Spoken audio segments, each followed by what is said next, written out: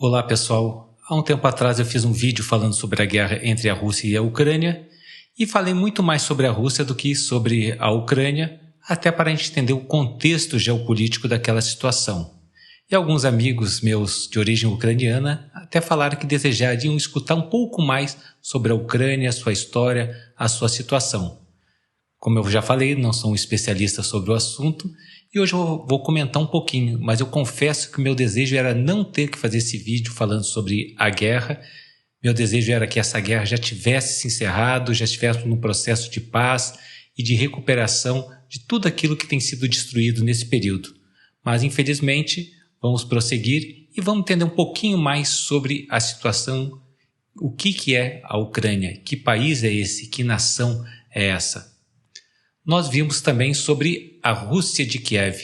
A origem do Estado russo atual foi em Kiev. Havia uma identidade única. A partir do Império Polonês, que já havia desde o século IX se organizado como um império independente, foram surgindo essas novas nações, Rússia e Ucrânia, inicialmente como uma única nação, como um único Estado, como um único império. A Rússia de Kiev se tornou a nação mais estruturada, mais organizada e mais próspera da Europa durante os séculos X a XII. Passado um período, como sempre acontece numa sucessão, num reinado, num império, ou no caso aqui um czarado, houve uma disputa pelo poder entre os descendentes e aquele Estado que estava organizado se desestruturou por conta dessa disputa sucessória. A partir daí, abriu uma brecha que facilitou, já no século XII e XIII, as invasões pelas tribos oriundas da Mongólia. Essas tribos foram lideradas por um descendente de Gengis Khan e, a partir daí, usaram aquela área como um corredor de passagem também para a Ásia Menor, ou a Turquia atual, e depois para toda a Europa. Passado esse período das invasões mongóis, houve também uma disputa entre a própria Polônia, que havia já dado origem a essa nova nação, e também a Áustria-Hungria, por meio de alianças, casamentos, e inclusive com a participação da Lituânia, que naquela época também estava associada à Polônia. Essa região foi disputada e foi de uma certa forma dividida. Nesse tempo, então, foi se fortalecendo o poder central já em Moscou, ou seja, o centro do poder político e econômico da original Rússia, em Kiev, foi transposto para Moscou e, a partir daí, a Rússia se fortaleceu com a base do czarado em Moscou.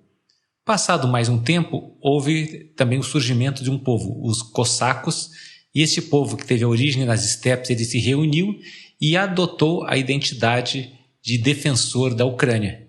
E eles se rebelaram particularmente contra a Polônia, por conta também de questões religiosas. Enquanto a Polônia sempre teve uma linha católica muito forte, os cossacos eles eram fiéis à Igreja Católica Ortodoxa ou à Igreja Ortodoxa Oriental. Com tudo isso, ainda não foi o suficiente para o ressurgimento da Ucrânia como uma nação forte, como uma nação independente. Somente no século XX, a partir do término da Primeira Guerra Mundial em 1917, que partindo daquele princípio da autodeterminação dos povos e aproveitando a Revolução Russa, a Ucrânia se tornou independente. Só que essa independência ela foi curta, porque em pouco tempo ela, de uma nação independente, de um Estado independente, ela se integrou à Rússia e às outras nações para dar origem à União das Repúblicas Socialistas Soviéticas. Mas mantinha uma identidade como se fosse um país membro dessa União. E essa relação ela estava indo bem durante o período onde Lenin esteve no poder.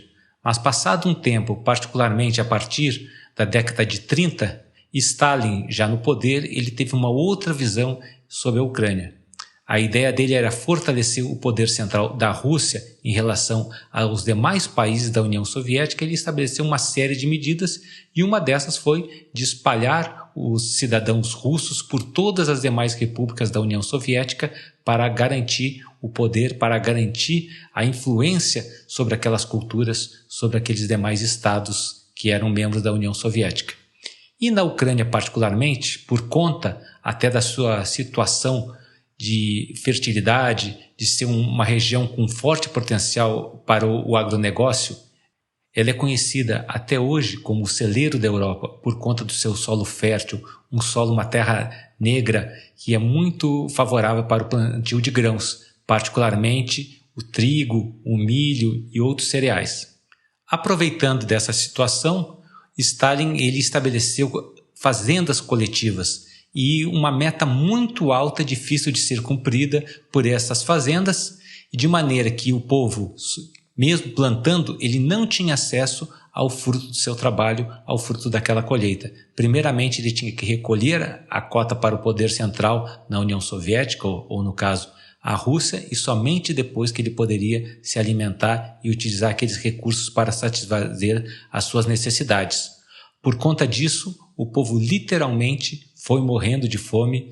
Durante os anos de 1932 e 1933, ocorreu o chamado Holodomor, ou seja, a morte pela fome na Ucrânia, um contrassenso, um paradoxo. Um país que era o grande produtor agrícola, que era o grande celeiro para toda a Europa e para toda a União Soviética, e seu povo morria de fome. Houve, inclusive, requintes de crueldade, onde esse povo se alimentava da ração mínima para não morrer de fome e continuar trabalhando por mais um tempo. Foi literalmente um genocídio. Eu sinto, inclusive, que eu só fui descobrir isso quando fui fazer o curso de Estado-Maior na Alemanha em 2009, 2010. Foi a primeira vez que eu ouvi falar sobre isso aqui no país. Os nossos livros de história não ensinam isso. O comentário em geral em todos os meios de comunicação foi praticamente nulo. Eu tive que ir para a Europa, ter contato com cidadãos ucranianos para ouvir falar sobre isso pela primeira vez e confirmei a partir daí nas pesquisas, e hoje já se fala mais no assunto. Após essa situação, nós vivemos outros períodos onde houve uma tolerância maior do poder central da União Soviética sobre outros governantes, particularmente com Nikita Khrushchev, e ele concedeu a Crimeia, que é a região banhada pelo Mar Negro, onde se situa o único porto da antiga União Soviética que tinha acesso aos mares quentes pelo Mar Negro. Ele concedeu autonomia a essa região e deixou que ela ficasse vinculada à Ucrânia. A frota ucraniana e a frota russa até hoje compartilham dessa região.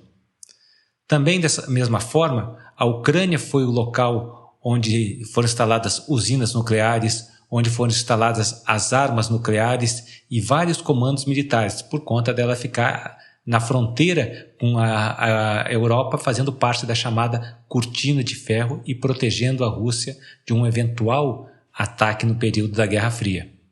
Somente com o fim da União Soviética em 1991 que a Ucrânia voltou a se tornar um Estado independente, como perdura até hoje e pelo que eles estão lutando. Mesmo durante esse período que eles não tiveram um território independente, onde eles estiveram dominados, controlados por outros povos ou fazendo parte de uma união de repúblicas, como foi a época da União Soviética, eles sempre mantiveram a sua identidade como nação. Uma definição de nação que eu aprendi há muitos anos atrás diz que a nação é um grupo social que desenvolveu uma cultura própria, ele tem a consciência de ser um grupo distinto e os seus membros, os membros daquela nação, eles se sentem unidos pelos fatores étnicos, históricos e pela visão de um futuro comum. Então, mesmo nessa situação, mesmo nesse período onde ela não existiu como um Estado independente, mas os seus habitantes, os seus cidadãos, eles sempre se sentiram ucranianos, valorizando a sua cultura, buscando preservar o seu idioma, as suas tradições e a sua visão de futuro, aquilo que eles desejariam ser como uma nação independente. Por toda essa visão e o desejo que a Ucrânia tem, ela luta hoje pela sua sobrevivência, ela luta hoje pela justiça e pelo que ela julga de melhor. E a palavra de Deus nos fala no livro do profeta Isaías. Isaías 26:2 diz: abri as portas para que entre nelas a nação justa que observa a verdade. No versículo 3. Tu conservarás em paz aquele cuja mente está firme em ti, porque ele confia em ti. Então, nesse momento, nós cremos que a nação ucraniana, ela confia em Deus, nós queremos que Deus zela por ela e nós temos orado justamente por essa paz, buscando o melhor, buscando a restauração de toda a soberania, identidade e a paz sobre esse povo. Obrigado e continuemos então crendo, acreditando e vivendo por esse ideal de paz, de justiça e de liberdade. Obrigado.